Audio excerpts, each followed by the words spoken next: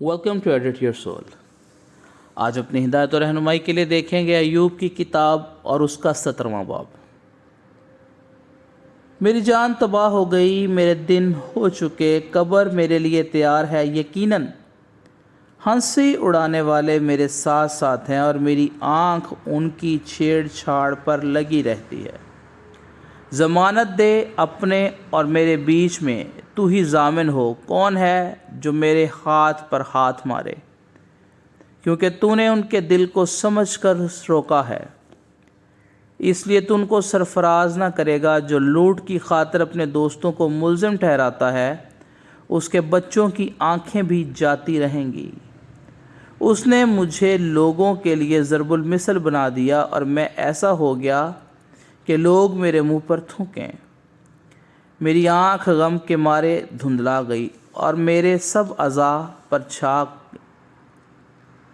راست باز آدمی اس بات سے حیران ہوگا اور معصوم آدمی بے خدا لوگوں کے خلاف جوش میں آئے گا۔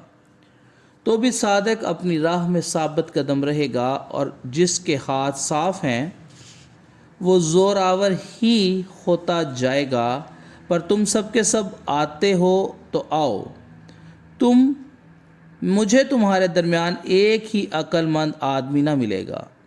میرے دن ہو چکے، میرے مقصود بلکہ میرے دل کے ارمان مٹ گئے۔ وہ رات کو دن سے بدلتے ہیں، وہ کہتے ہیں کہ روشنی تاریکی کے نزدیک ہے۔ اگر میں امید کروں کہ پاتال میرا گھر ہے، اگر میں نے اندھیرے میں اپنا بچھونا بچھا لیا ہے، اگر میں نے سرسراہٹ سے کہا کہ تو میرا باپ ہے اور کیڑے سے کہ تو میری ماں اور بہن ہے، تو میری امید کہاں رہی؟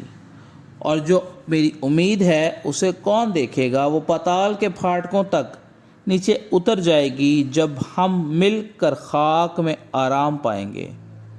خدا ان کے زندہ پاک کلام کے پڑھے اور سنے جانے پر اس کی خاص برکت اور رحمت ہو، آمین۔